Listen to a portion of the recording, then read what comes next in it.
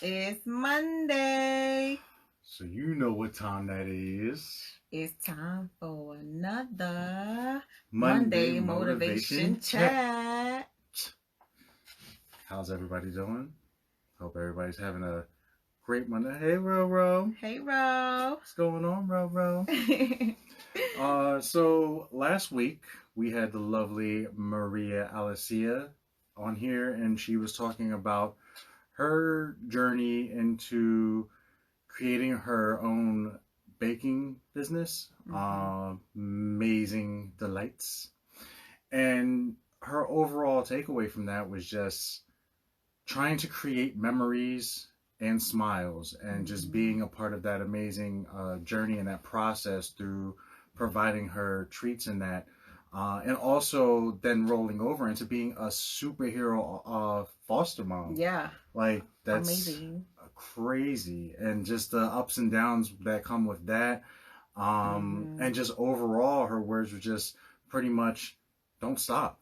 You know, when you're down and out or you're struggling, like, just don't stop. You've come this far. Just keep pushing forward. No reason to look behind you. So that And was, keep learning. yeah, definitely keep learning, keep growing. Because even right now, she was talking about her current journey of being in school, her new journey of trying to learn how to sign, and how fascinated she is with that. So it's pretty dope. It's pretty dope. It was a delight to have her on the show. So if you missed it, catch the recap on the IG Live replays. And today, in honor of World Prematurity Day, I say Preemie Day, but it's Prematurity Day, which is tomorrow, November 17th. In an effort to bring awareness to the 15 million babies that are born every year preterm, meaning before 40 weeks or even before that 34-week mark where it's pretty safe for a baby to be born. In honor of that, we've brought back Dris and Cassandra to share their preemie story, to share what life is like being a parent to a micro preemie now 9 years later. And so we're excited to hear the rest of their story and what it's like to be preemie parents. So let's bring them in right now.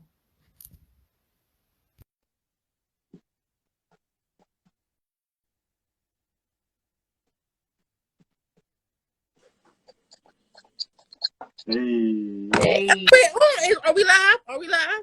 Oh, we live. We live. We live, baby. How's everything? Hi, y'all. What's that? Hey. So last time you guys were with us, we only were able to get up to the beginning, you know, the leading up to bringing KD into this wonderful world. You spoke about the journey from pregnancy, and you briefly touched on the coming home, right? That's where we kind of left off at things with coming home. And in that, you mentioned how he was 23 and 4, right? He was a 23 and 4. I forget. Yeah. 23 And, and 4. 23, 23 4. and 4 days. Yep. And with that, he basically had a 0.5% survival rate, like a being normal. I was doing my math. I was messing around with the math. So You did yeah, the math. I was like, hold on. I was like that came from the 0.5, you know. So you broke it down from 80 to 20, so 80% not surviving, 20% surviving, but out of that 20%, 50% of that, it would have been major problems, pretty much on vegetable state. And the other 50% would be still having problems, but not to that extreme. Yeah. And out of that 50% of still having problems, only 5% of completely being okay. completely We normal. won't say completely being as normal as possible. Right. Yeah. Mm-hmm. That's right? That's right. All right, good. Just making sure I had that recap good. So before we start going into pretty much Katie's homecoming, was there anything as you guys kind of sat back and reflected on last time you guys were on the show that you felt as though maybe you wanted to revisit or that you might have left out from that process before? Yeah, we were just talking about that because we got home, but remember, we stayed in the NICU for 102 days. So there was we didn't have him and be like, oh, now we're going home. It wasn't going home at 23 and 5 days. No, after that 23 and 4th day that we delivered, we were there. We had a journey for 102 days. Mm-hmm. And that's and we're telling you about this journey because when you have a baby in the NICU, when you're a NICU mom or a NICU dad, and you've never experienced the NICU or even knew that world exists. Yeah. So this was my first baby, but it wasn't Dris's first baby. So he's been in the nursery with his kids before. He walked up to the little window like, that's my boy right there. Right? And you didn't get that this time. You see the babies all snuggled up, but there's a whole nother world for all those NICU moms out there. You will always have my heart. And I'm sure if you're a NICU dad, you'll always have his heart because we understand that NICU journey, when you walk into the NICU and it's dark, all you hear is beep, beep, beep, beep, beep, beep, beep. And all you see is a sea of teeny weeny itsy bitsy beds all over the place. It changes. It changes you because you have little people who just started their life and they're starting on an uphill battle, right? They're not starting like, wah, give me that milk. No, they're starting like really in there fighting. And you walk through there, you walk down the rows and you're trying to get to your baby's bed and all you see is these little teeny bodies. It changes you, man. It changes you. It changes your respect for pregnancy. It changes your respect of being a dad. It changes you. So whether you're there for 2 hours or whether you're there for 2 days, 2 months, 200 days, it changes you when you walk in, when you have the opportunity. And Juju, didn't you get a chance to go in the NICU? Yep. So that was a different experience, right? If you can remember that experience, it's like, wow, what? Wash your hands like all the way up to here. I remember that. It was like a couple step process. It wasn't just like hand and soap. You got to do it like twice or three. I don't know. It's a whole bathing station before you go in. Before you even go in, it's a hand wash.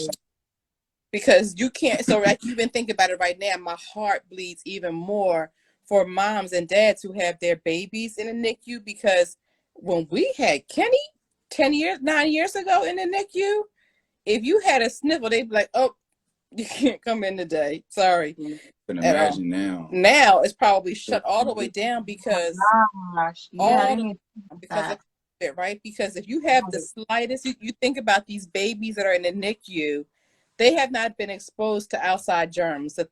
They're fighting for what their body can handle, right? Whatever's going on within their body. Where most of the times, and a lot of times when you're in a hospital, you're fighting something that may have developed because of environmental issues, right? But a lot of these babies are fighting things that's happening within them. So I think we wanted to talk about that 102-day journey because we had a long journey up to delivery, but did it begin at day one? It began at day one.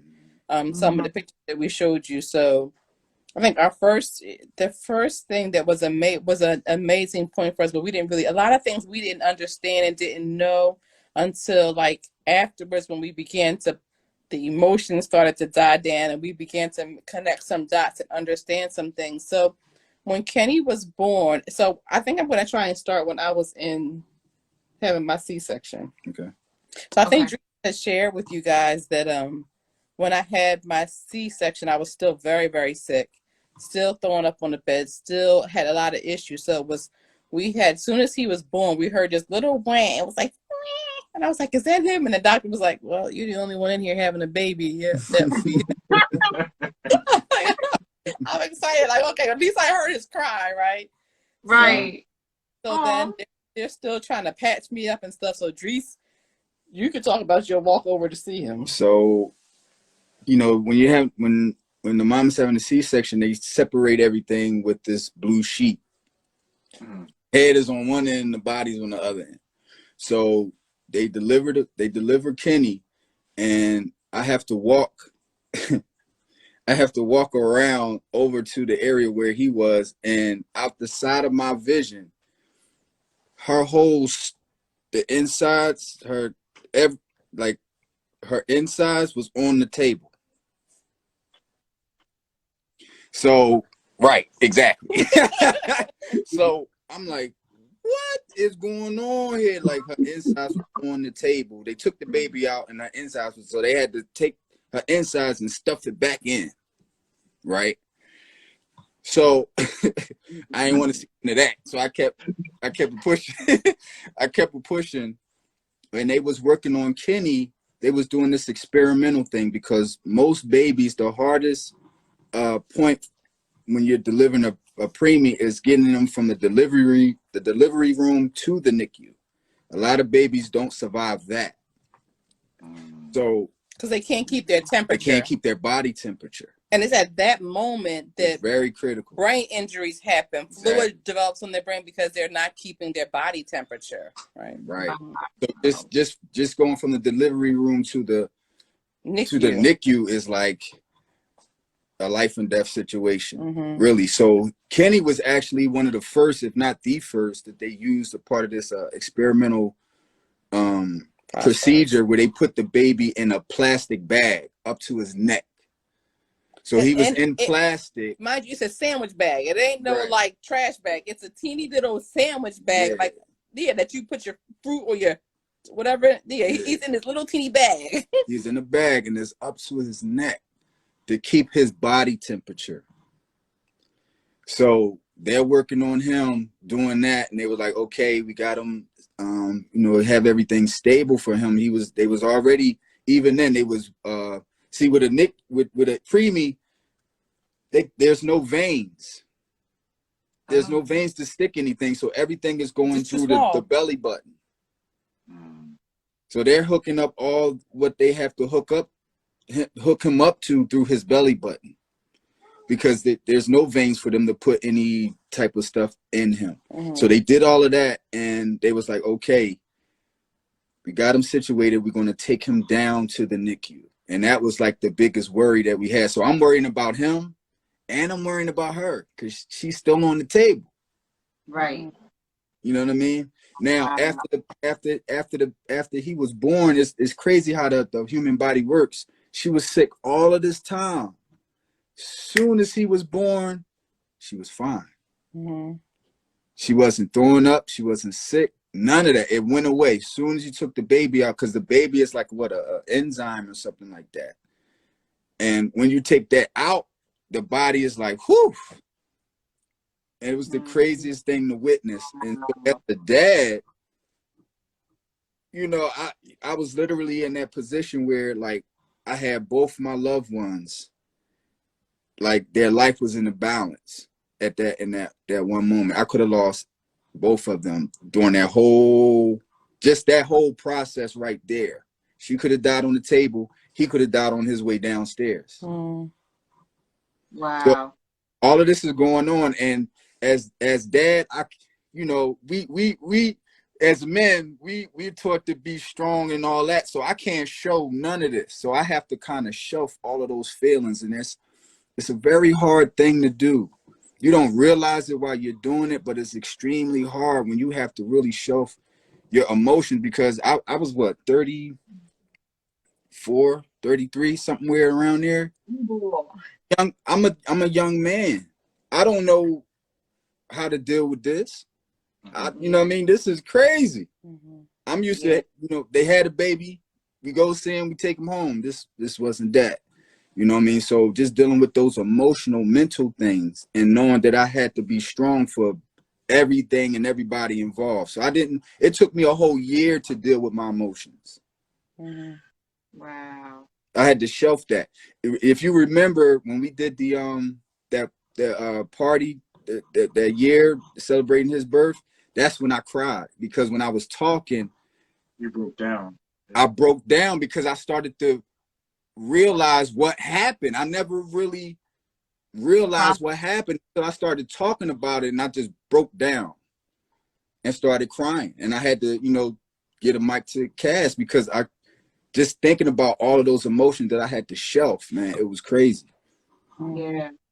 I remember that. Yeah. So now you understand why I was just like, it was a culmination of everything, a whole year. I didn't show any emotion. You know what I mean? So the things that we're going to share with you now in terms of our 102 days, I just want to preference with just like when they told us the statistics, when doctors give you, they have to, with all fairness, give you the worst case scenario. And they have to give you what the book, now their book knowledge. But I just want to preference anybody who's watching this video that whenever you're in a situation where you're fighting for something that you believe in, stand on what you believe in, right?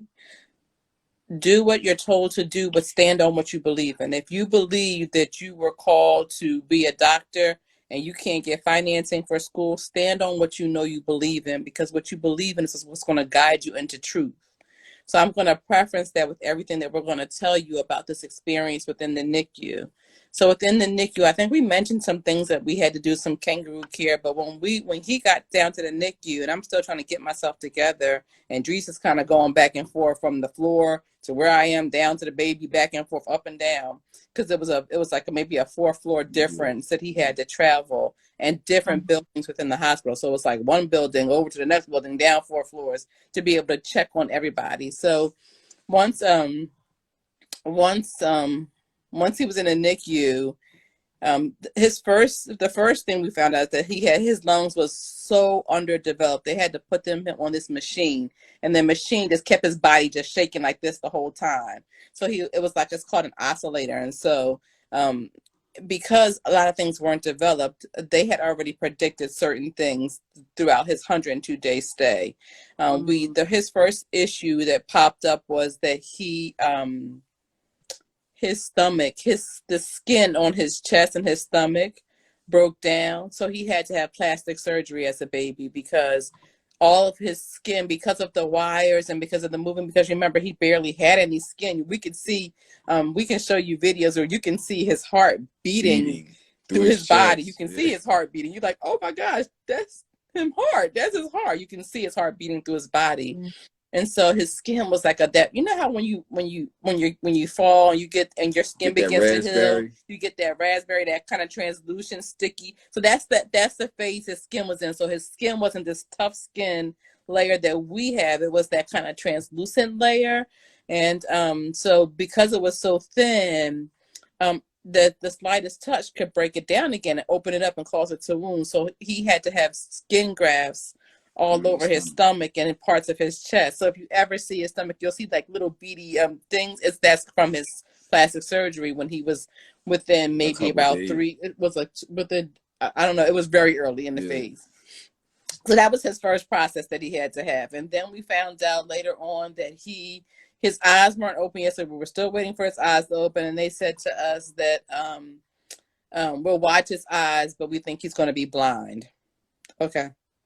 So then they said to us, he has a problem with his heart. We have to do emergency heart surgery, because that valve we told you guys about that has to close. So that was within, I think we hadn't held him yet. No. So he had already had one procedure, and we hadn't held him yet, one surgery, and we hadn't held him yet. And then they told us that he had to have a heart surgery because of that valve. And so, so they did heart surgery on his back. And I think right before that surgery, Dris held him first, the night before. And then the next day before his surgery, I was able to help him. That was the first time we were able to hold him. I think that may have been about 3 weeks in. Yeah, it was a couple weeks. So he had to have heart surgery. So they did that heart surgery. And then come to find out a little bit later, they said, oh, it opened back up again. We need to do surgery again. But we weren't for the surgery again. So we were just like, well, let's just wait and see. So he still actually has a cardiologist, which we probably never, ever talk about. But he still actually has a cardiologist. But he had passed so many years of going. Like there was a point of time where we were going to the cardiologist every month. So he got to a point where his heart got so strong that he stopped seeing the cardiologist maybe around 4 or 5, and now he's like he goes every 5 years now to check on his heart. So he's coming up on his next cardiology, but so he has a cardiologist as well.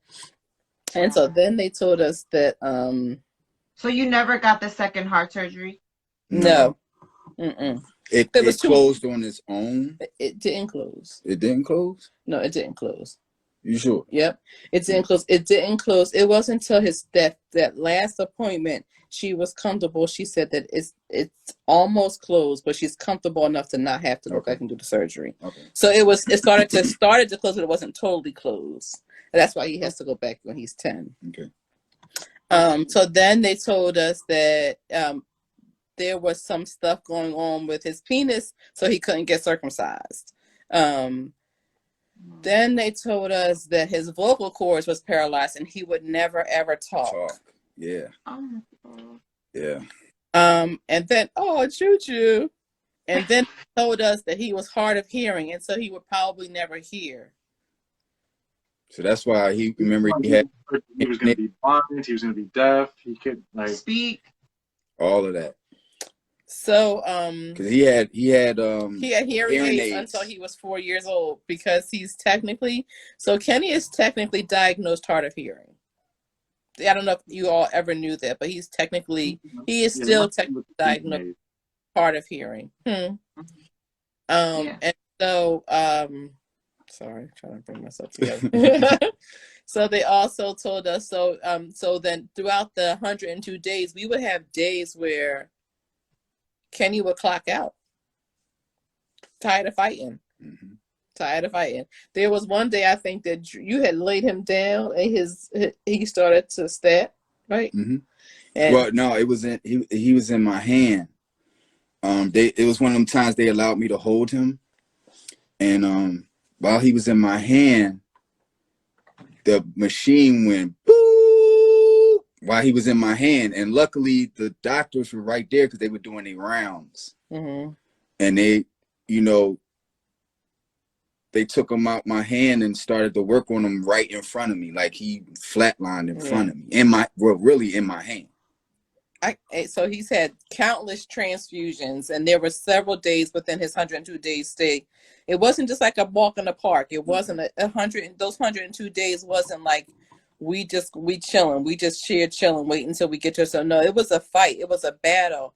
But the one thing that we knew is in the beginning, it was very emotional and so what I'm going to tell you is, again, when you are going through something, your village is important, majorly important, right? And so that means in your village, it may mean that you need to remove some people from your village, and you may need to add some people from your village, or you just may need to reduce your village to certain people.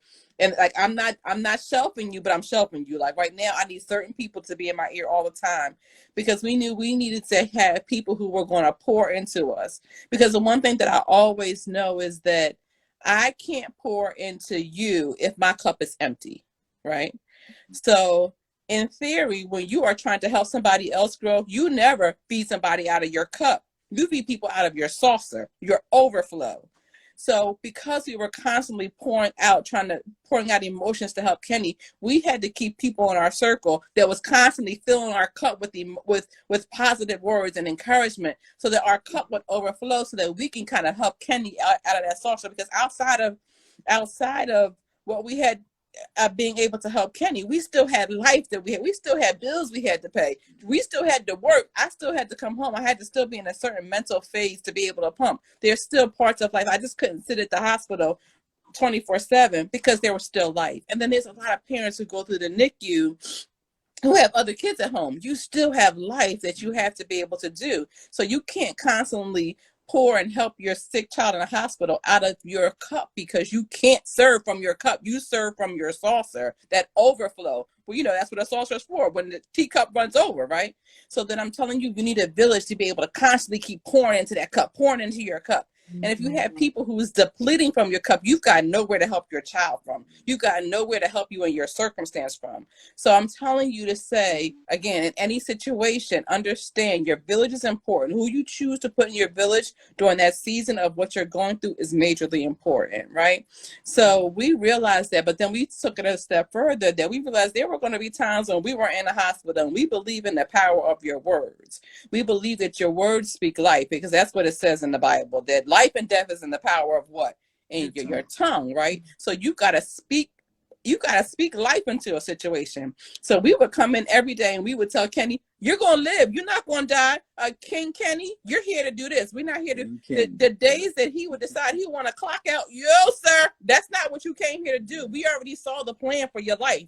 And this is what we're coming to do. So you need to wake up, because we have dominion over him. We have dominion. There were times when we went to the NICU, and the nurses were like, it's not a good day today. Oh no, you don't tell me what it is for my son. You don't get that right. You don't get that right to tell me what kind of day we're going to have. I have that right because we created him. You didn't create him. So he needs to listen to the power of our voice. So we would even go as far as to put the days that we weren't in the NICU, we would put little sticky notes on his crib, on his isolette, and it would say stuff like, I will live at night. Kenny will live and not die. Kenny's going to have a great day today. So that if somebody walked by, and people newsy, right? So we believe in the life and death is in the power of what? Your tongue, right? So they're going to read it, and they read it. They're going to 9 times out of 10 read it out loud. Speak to my son's spirit. That's what I needed you to do. I need you to do. So we would put all kind of notes all over the isolate so that when people walk by, they would come into an agreement with what we believed in. This is what we believed, that our son was going to live and he wasn't going to die. And we stood on that principle from the time that they told us your percentages are. Okay, I hear what you're saying. We're going to do what you tell us to do. But understand where we are. Just understand our position. And we kept that position, and we keep that position up until today in his life. We keep the same position, knowing what we desire for his future. And so, because we line up with the whole vision of whatever God tells us is the line, we line up with that vision, right? So we know what we and we speak that. So I can remember so many things when they told us that his he was going to be blind, and so he had to have surgery on his eyes. So when he's still in the NICU, he's having laser surgery in his eyes because they're like, well, his the veins in your eyes that you see, like when your eyes are irritated, they started to spider all over the place. They were growing out of control. So they had to cut them back. What? And he would be blind. Yeah. Right. So they were able to do that. And so even in that, because, okay, well, fine, this is what you all say me to do, we'll do it. But we still believe that our son is going to be fine. So even after that, for the next several years up until now, his doctors are all his optometrists, the eye doctor. I don't know. There you go. The eye doctor. I'm not ignorant, y'all, whoever's watching this video, but I'm emotional right now. So my brain is now on all cylinders. I'm not ignorant. I'm a very smart woman. Okay, just for clarity, anybody who's watching this video, I'm not dumb. So it's emotional. I'm just emotional. So y'all done made me forget what I was saying. Hold on, people. So he had the same he's had the same eye doctor since he was in the NICU. He still goes to the same doctor. And she even was like, every time he comes here, I'm so amazed. I'm sorry, I'm acting just like she is. I'm so amazed at how great he's doing. Because by now, most kids have to have these Coca-Cola thick eyeglasses, and Kenny wears glasses, but you all know there's sometimes you're like, Kenny, where's your glasses? Kenny, where's your glasses? Oh, I don't know where they are. Can you see me, Kenny? I can see you. So, but we're like, gives you that look. It gives you that look like. Yeah, right. yes. Yes. So that's where that whole glasses thing comes from, is because God's grace again, he's able to still do, even though he had to have the surgery, he's still doing considerably well.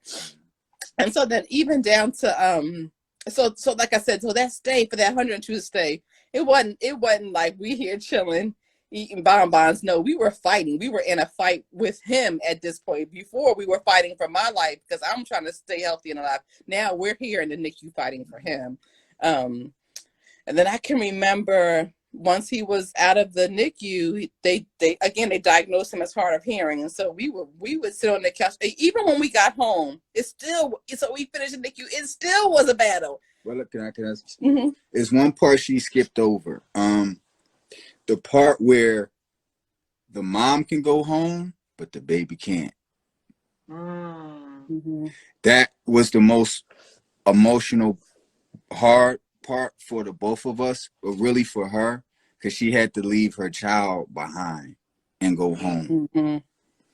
Like that time when, like, after the surgery and everything like that first moment where they told you, kind of gave you the green light to go ahead and go home. Like, yeah, the insurance company said, we're no longer paying for you to be here, miss. You need to go You have home. to go home. Mm. Right. So, but Kenny had to stay behind.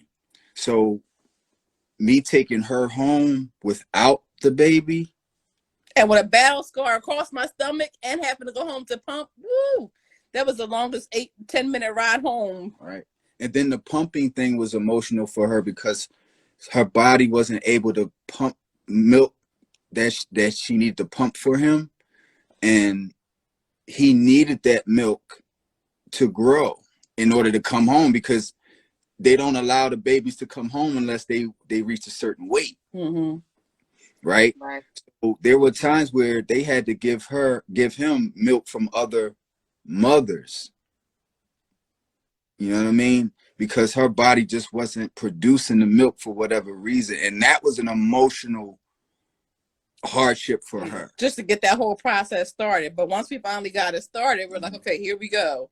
You know, there were some things you had to eat and teas you had to drink or something to produce the milk. The same, you know, any mom who's trying to get that nursing thing together, the different things that you have to do to try and get your milk to come in the way you need it to come in. So that was also emotional. There was so many different emotions, so many highs and lows with the whole process. But just know you're a trooper, and you just got to keep, again, your village, what the things you put into you is what's going to encourage you to get through whatever process you're going through. So we're finally home. Mm-hmm. We finally graduate. Mm-hmm. We come home. He's on this CPAP and the oxygen. So we walking around with a bag and oxygen. All kinds of stuff. Then when we're home, the journey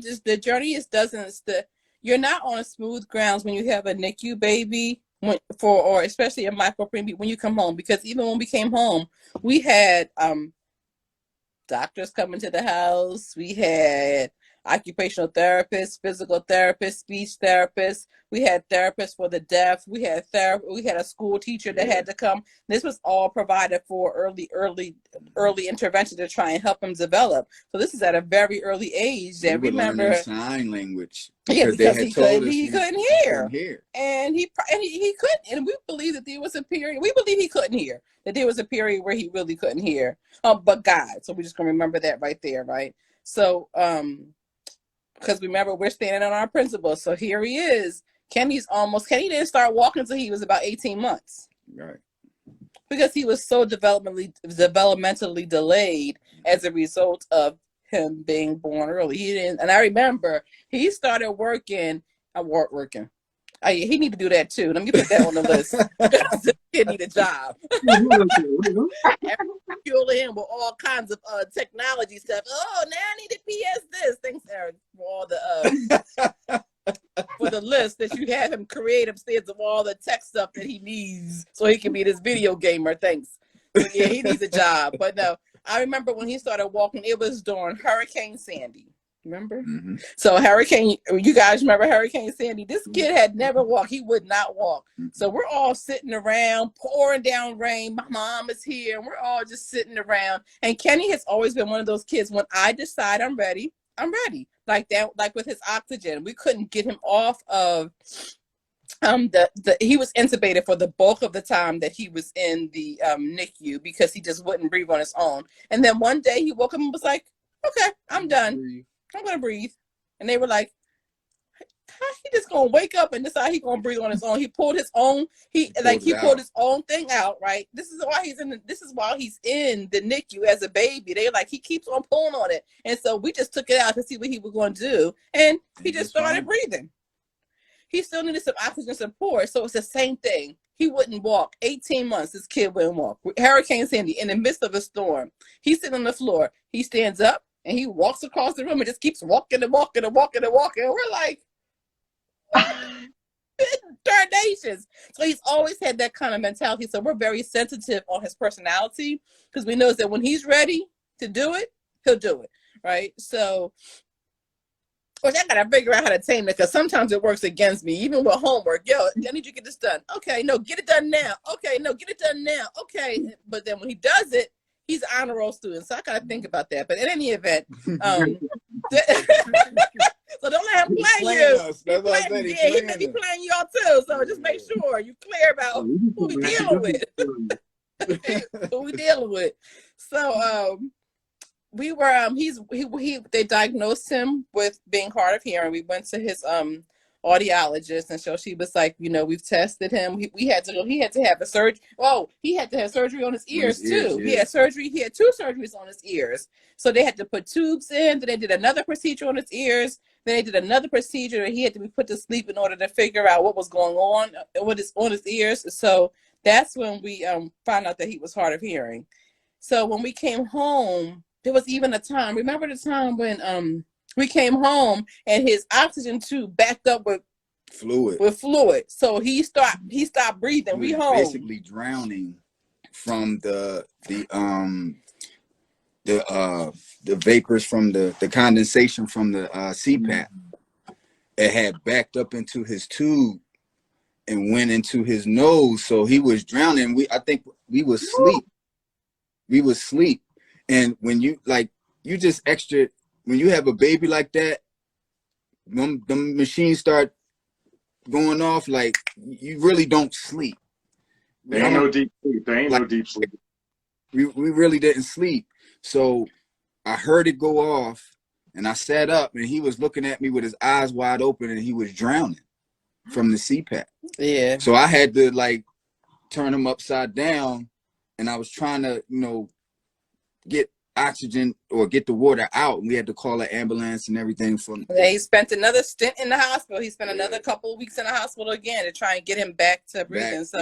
I'm saying the same. When you come home, it's not going to be easy, but you've got to keep the same level of faith and same level of belief that you have in your first scenario. Keep it in your next scenario. If it's getting your baby home, keep the same level when you up against different obstacles that you're going to go through. If it's about you fighting because you have cancer, listen, keep the same level of faith you had when you had your baby or other situations. You got to keep that same level of faith and don't let it waver. You may get a little weak, but you've got to find your strength to kind of build it back up, because that's what's depending on it. Your faith is what carries you through. So the doctor, his audiologist said, yeah, so we're 100% certain that your son doesn't have any hearing. I said, okay. I said to her, so let me tell you how we're going to do this. We're going to go ahead and get these hearing aids, but I need you to understand that I'm only doing this because we're only going to do this because this is the process you're telling us to do, because it's not the report that we believe. We don't believe this report. So we're going to go ahead and we're going to go through this process. For 4 years, we went through the process, going to the audiologist, doing sign language, having him wear hearing aids. And then one day we went to the audiologist, and it was an appointment that was so it was his audiologist is pretty far from us. So it takes us a little time to get there. So this particular day, for whatever reason, I scheduled his appointment for 7:30 in the morning. So we had to leave 5:30 in the morning, 5:30, 6 o'clock in the morning to get there to this appointment, because it's a whole lot of things you have to do once you get there. So it was early in the morning, and I had forgot the kids' hearing aids. We were all half asleep trying to get to this appointment. So I forgot his hearing aids.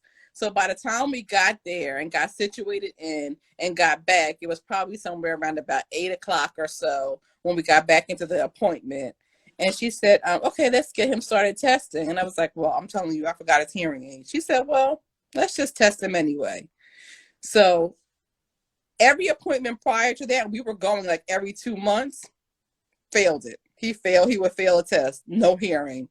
This particular day, we forgot the hearing aids. When I tell you, the doctor almost ran around the room, because she was like, he has 90% hearing. Wow. And she was like, it's impossible. This kid is something different, because we've tested him in every single way, and you do not regain this type of hearing. We don't understand how he's regained his hearing. So going back to keeping your faith, when Kenny decides he want to do something, he'll do it. But you've got to make sure that you just kind of know your position and stand on your position. Whatever that position is, stand there. No matter what comes from the right or to the left, stand on your position. Stand on it. Now, he still needs speech therapy, because there's some words that he can say clear, and there's just some words that he just need a little help on, and that has a lot to do with your hearing. Okay. You know? So Yep. that's why we still take time with him when he says certain words. We correct him, but he says such a teachable spirit. He'll say it as many times as he has to say it to get it right, because he's been trained that way since a baby, because he hears things different. You know what I mean? So that's another thing. Like he had to learn how to adjust. Mm-hmm. You know what I mean? Because he doesn't learn like every other kid. So that's just one of those things where you have to, as a parent, you have to be sensitive to your kid. You can't get on him or get on your child the way that you would with a normal child, because he's really adjusting. Mm-hmm. You know what I mean? So you really got to give him some space to really, I guess, develop and grow to be where you think he should be at that time, because he's still a little delayed a little bit And certain things. So very smart. You guys know Kenny. So I guess on that, I'll say that here we are 9 years later. And we recognize who we're dealing with. Sometimes we forget who we're dealing with, because he's so super smart and so super intelligent and super lovable and super kind. Then when he do something that's off, you be like, "Are you out of your mind? What's wrong with you?" Then you think he's awake. Right. Let me kind of think about what place this is coming from, and then we make this a teachable moment. So I'll encourage anybody else that's listening. Be patient. Be patient and find teachable moments. And I saw this meme about this. I follow this organization on Instagram called Positive Parenting, and they had this little cartoon of a kid in the bed, and the mom was like, the kid is waking up and the parent is yelling at them, you can tell, and then the kid is trying to eat breakfast and the parent is blaring in their ear, and the kid is trying to do schoolwork and the parent is blaring in their ear, and then the kid is trying to go to bed and the parent is blaring in their ear. And I just want to say that in life, think of everything as a teachable moment, and not a moment where I need to always be on your neck and I need to scold you, because kids learn differently, and the way you learned and the way your parents taught you how to understand certain things, their set of values and why they taught you. You can probably think back to some things your parents said and you didn't understand it, and you may start saying that same thing. And as you get a little bit older, you start to think about, well, why did we do it like that? Like, why did we do it? And they may have done something a certain way because of what they were exposed to. You're exposed to more, we know more, we learn more. So I encourage you that whether your child is a NICU child, or whether your child is a preemie, or your child is perfectly normal, or your child has behavior issues, find those teachable moments, find your patience, and then find your inner strength. And rely on your village, like rely on your mate. Find that peace within the other parts of the parenting, whether you and the other parent, you're married, or whether you're in a relationship. Find kindness, because all that stuff kind of pours into the development of your child. And even if it's not maybe children that we're talking about, maybe you're looking at our scenario and you're comparing it to something in your life. Even within a relationship or something you're going through, find those opportunities where you can find that teachable moment. Even if you're teaching yourself, find that moment where you can say, what am I learning from this? And how can I share love from this? And then how can I take this opportunity and make it not about me, not making it what we realized very quickly. It was not about, this whole thing was never about Kenny. It was never about Dris. It was never about me. But it was always about the people who will come after us that we can encourage, and we can help them get through what they're going through. So just understand, whatever you're going through, whatever you're doing, it's not really about you. Go through it so somebody can learn about your testimony. Go through it. Go through the process, because you need to get through the process to help somebody else. And that's what this world is about. How can I help and how can I give back? How can I kill the day by helping somebody else? Right. That's like wrap it up right there. That's like oh man. Well, we just don't have a wrap up question then. Sorry, I was on the roll. I was feeling it in my spirit. Offerings to Cash App Yeah. We will pass the hat now. We're gonna pass the hat. Put your ties in the bucket. So, No, it's deep, and it's just like when you sit back and you put it in perspective like that, especially us, like we could definitely relate because we're all family. And Yeah. you know, Kenny comes over here, and I'm hard on all of our boys. Like I'm like hard on it. So like Kenny comes over, he's not a stranger. Like no, you're family too. Mhm. So there's been times where I've like had to get on him a little bit, and it's just like, you know, but like you said, But you want to have the expectations of everybody else. Like you want to have the expectations because you want to have equalness. you want to, you don't. We're not telling you to let up. Yeah, don't let up. We're not telling you to let up because there's a point where it begins to click in like, oh, how can I work this situation? We're not telling you to let up, but we're just saying, understand, find that moment where you're like, okay, let me figure out how I approach this because maybe the way you understand it is different. So maybe same principle, but where I may have to tell one child, listen, boom, boom, boom, boom, boom, and they get it. And the other child is like, okay, no problem. Here's what we're going to do. I'm taking your game. Done. And then they straighten right up. Just remember that every child responds and every child learns differently. And it's your job to understand the creature that I'm dealing with and how they learn and how they respond, and then respond from that perspective. Same discipline, but different approaches, right? Yeah, we're not saying that you be extra sensitive, but it's just be sensitive with the situation. Mm-hmm. No, I get that. I definitely get that. But I was actually about to bring up an example. We went to the store one time, and I had all the boys. I think we were shopping for your birthday. Okay. And we're going around the store, and we saw Halloween decorations. And then Kenny said something like really negative about Halloween. I forget what it was because he said you guys don't celebrate it, and it was like this whole like thing about Halloween.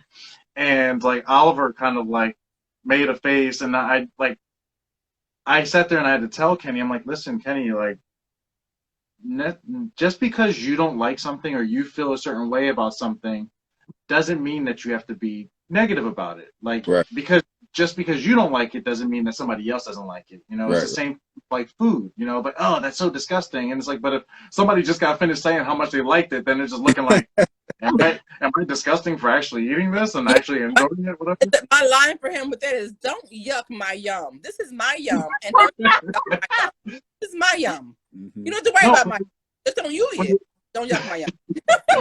But the crazy thing is, like when I said that to him, he was like, oh yeah, you know. So I just never really celebrated it, so I don't know. I don't know what Halloween is like, you know. Like so, he was like saying it. So like when I said that, and I saw the way that he like observed it, and just kind of was like, okay, it was like. I see what you're saying. It was a peaceful moment. You know what I'm saying? Right. Yeah. Sure. Oh man, so that was so good. Yeah, you guys are the easiest because you just keep rolling with the motivation, punchline. So any questions? Did we get any questions this time from the audience? Anybody give us any questions? No, I didn't see any questions. I will say now, my question is now going into year 10. How do you both process all of it to make sure that, like Dris, you don't go another year and having not processed? Like, how do you process all the obstacles to then just be the best dad you could be or the best mom you could be? Well, I mean, we're really close as a family. You know what I mean? So it's not as hard because then I didn't know him. You know what I'm saying? We were still learning him, his issues, his mentality and all that kind of stuff. But now we pretty much know what's going on with him. And I have to remember, because I have two other boys, right? They're totally different. You know what I mean? So I have to I find myself like when Kenny does certain things, I have to pull back and just remember who I'm talking to. He's a totally different kid. You know what I mean? And I think dealing with him on a day-to-day like that, I'm not shelving any emotions. Okay. I'm more in the moment now. I guess Mm-hmm. we're kind of on autopilot. We know what's going on. If we see something that's new or different, we'll actually be like, all right, I'll sit back and I'll think about it before I say something or react to it. Mm-hmm. You know what I mean? Because I don't want to hurt him emotionally. Mhm. Because the thing about Kenny is, if you come at him, he'll clam up. He'll just automatically shut down, and you can't get nothing out of him. And I don't want him to develop that into a habit, because he still has to learn how to function in life out here. You know what I mean? So it's just, we're learning just how to deal with him. But you know, it's a lot easier now because I'm dealing with him on a day-to-day, and I don't have to shelf my emotions. You know what I mean? Mm-hmm. So what I will say is that I know there's a lot of people is going to totally disagree with what I'm going to say in my statement, but it's okay, because I am who I am, and I'm fine with that. I'm comfortable in my skin. I am grateful for COVID, right? I am 100% grateful for COVID, because COVID has given me a year plus to spend more one-on-one time with my child and more one-on-one time with my husband. And so when COVID started, some friends and I, we joked and we said, there's going to be a lot of relationships that's not going to make it out of COVID. They're just not going to make it, because COVID is going to bring out the truth of who you are. COVID is going to bring out the truth of what you believe in. COVID is going to bring out the truth on how you stand on certain matters, especially going into this election. It's going to bring out a whole lot. And so for us, I looked at it as an opportunity to get to know my village, my immediate village, and get to know our weak spots, our strong spots, our spots where we need to grow, and our spots where we need to go. Like, we need to get rid of it, right? Yeah, And so yeah. I found a lot of that in all of us. And I found a lot of that in Kenny. And I found a lot of that in his education. I began to really, really be able to dig deep into, for 4 years or for 3 years, I've had you in the education system. And there are certain things that I don't know that I really believe in what they were teaching you. Or I don't really believe now the reports that maybe they told me. Prime example, I'll give you an example. For 3 years, the school that Kenny was at said that he needed math support. So we were giving him math support. But for some reason right now, Kenny has a 96.9% grade in math without math support. And I'm saying to myself, well, did Kenny not understand you? Did you not understand Kenny? Were you trying to give him support because you were trying to compensate because you know his story? Like, what's the real you were just putting situation? him in a box with all the other kids, right?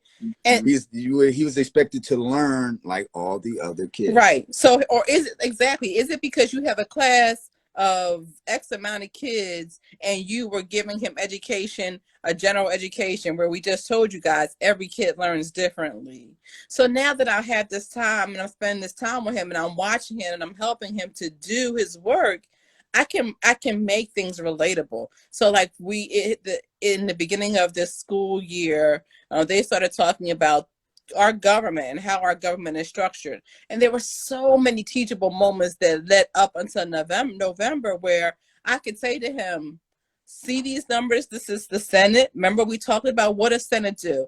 Where Senate sits? Senate sits in the legislative. And what does legislative do? They make the laws. So why is making the laws important? And so we were able to get into good dialogue about George Floyd and the police officers. And we were able to have really good dialogue because now I'm involved and I'm close to this education and I can begin to bring relatable moments to our society into this. Or if we were talking about measurements, so we began to do something called, so HelloFresh, I'm gonna give you a plug. If y'all watching, I think that you should send me some free meals. So we started to do this thing called HelloFresh. You guys may have heard of HelloFresh before.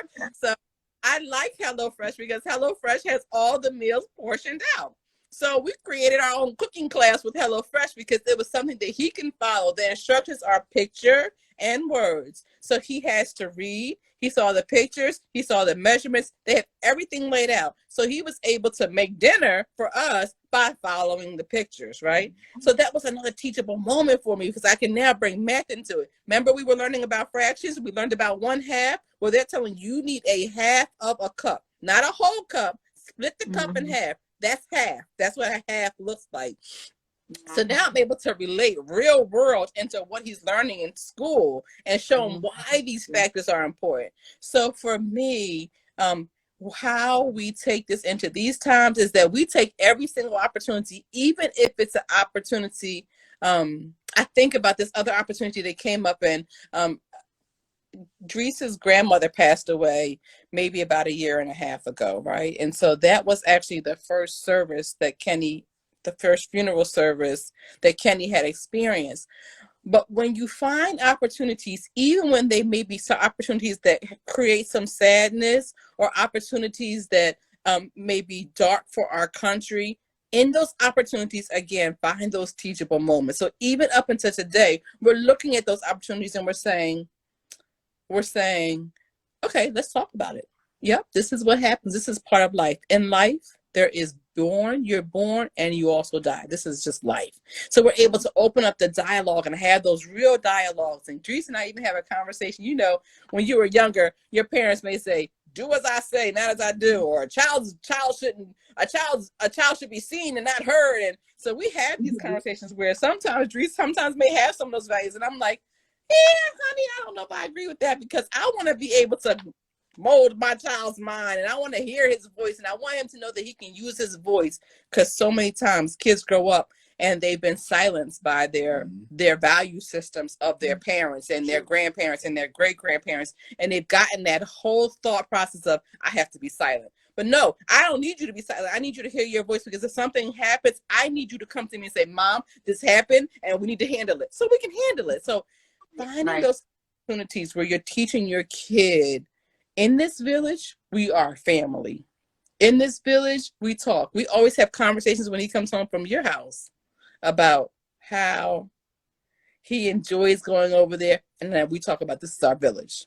We are a village. And that's why it's okay for you to go over there and hang out because we all have the same type of values and principles. So, yeah. That's what I think. I can honestly just say, like, I have the utmost respect and love for you guys. I'm a strong believer that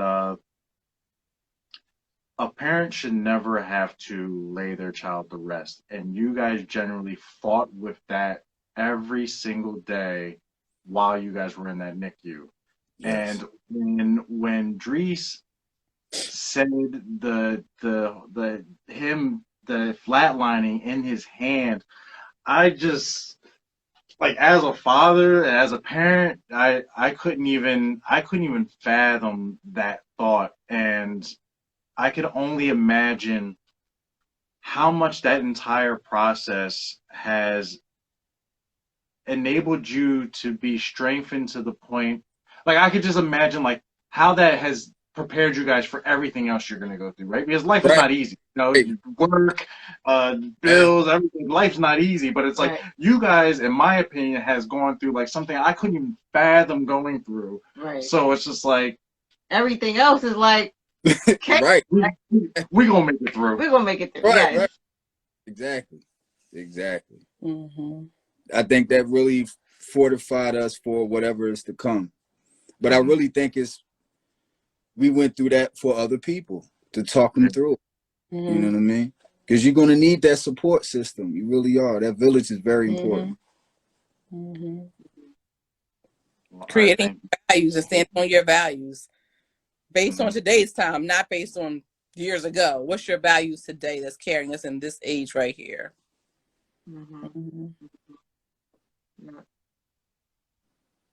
Wow.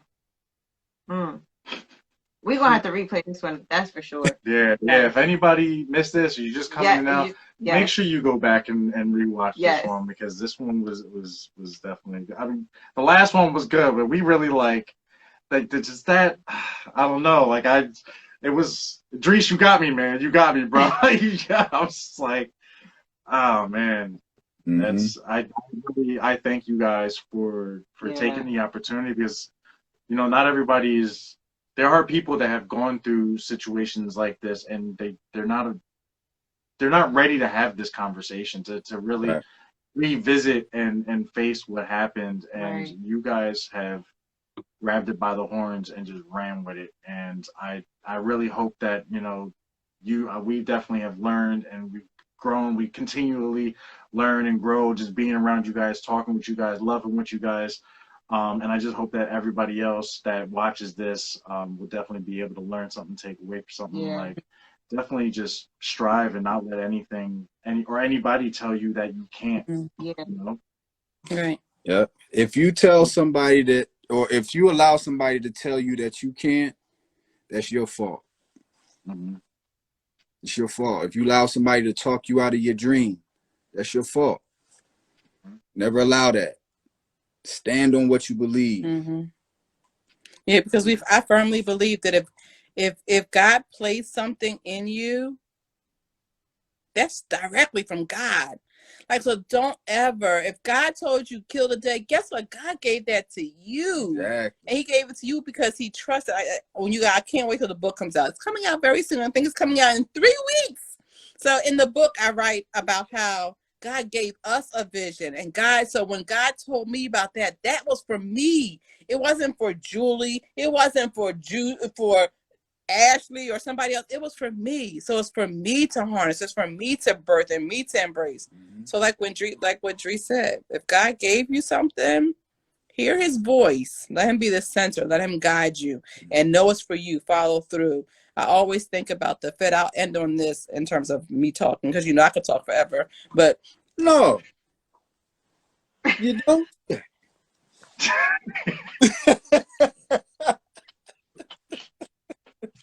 So, as I was saying before I was rudely interrupted, get out of here. So you ever get out? All right, let me group it. I don't see nothing funny. All 3 of y'all laughing. I don't see nothing funny. Now, on my high note. Sorry. Whatever. So if you ever look in the middle of a FedEx logo, there's an arrow, right? So if you ever get a chance, that he put that arrow there for a reason. And the reason that he put it there is when he was in school and he had this dream about FedEx, his teacher was like, oh, that's a crazy idea. That'll never work.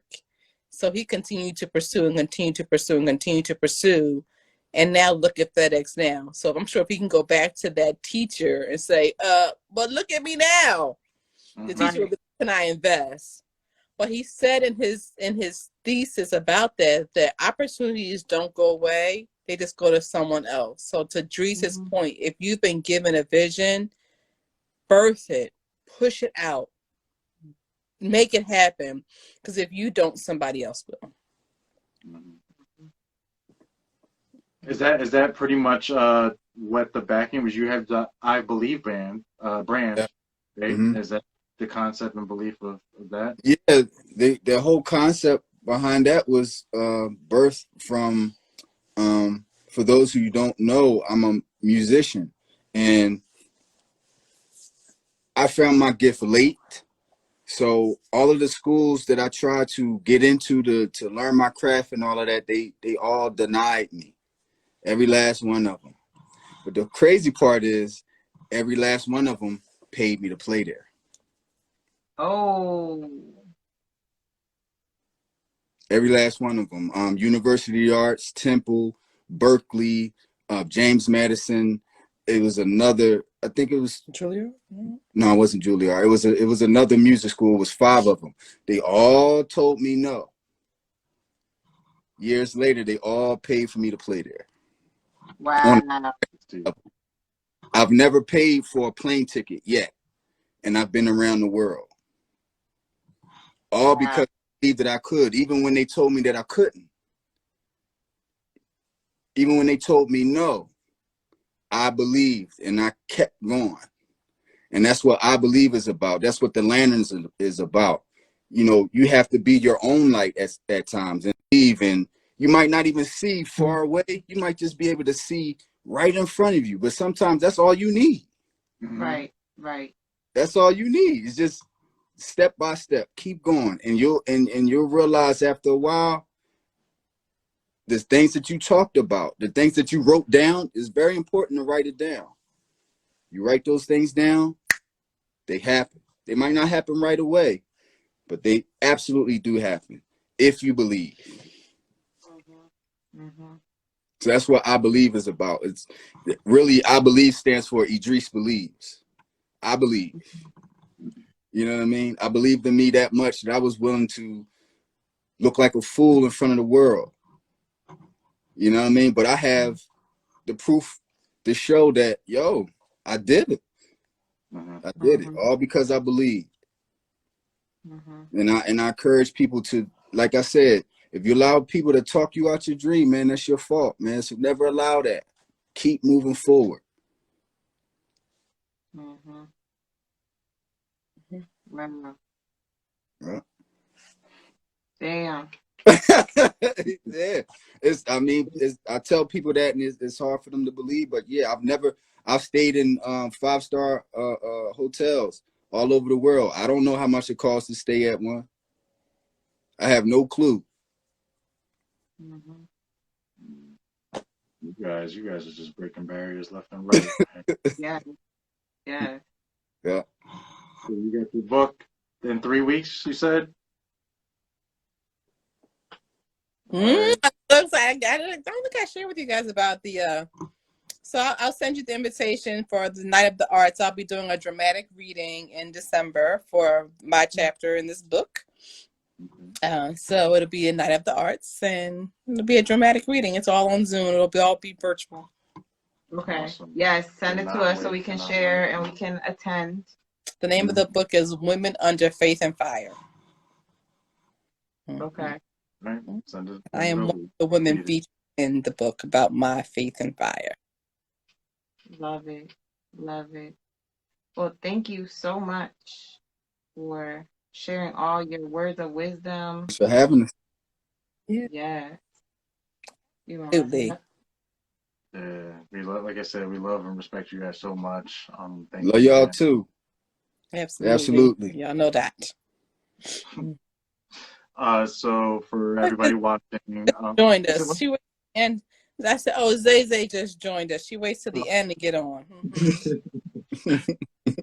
So next week we'll be having Sandra and Darrell from His and Hers Juices. That's gonna be a good one. They started that definitely was birthed through COVID. COVID blessed a lot of people. Yeah, it's tough, right? Because we literally were just having a conversation the other day and talking similar to how you guys, like, we've grown and like our love and just being able to kids and like Jace, for example, like being able to like sit down and work with him and hear him, progress and grow. And it's just like, it is unfortunate because not everybody has had the same experiences through COVID. Right. But we have definitely, I feel like, benefited from, being home and the social distancing and everything like that. And His and Hers, they have on their Instagram page, they did a live and they talked about their story. And we're going to definitely revisit it and talk about it next Monday. But they definitely were birthed out of COVID because they weren't so lucky at first, and they turned that around. And were born, so we definitely will be doing that. So we're looking forward to that one too. Again, thank you guys so much. Thank you. And remember always to fill the day every day. Every day. Every day.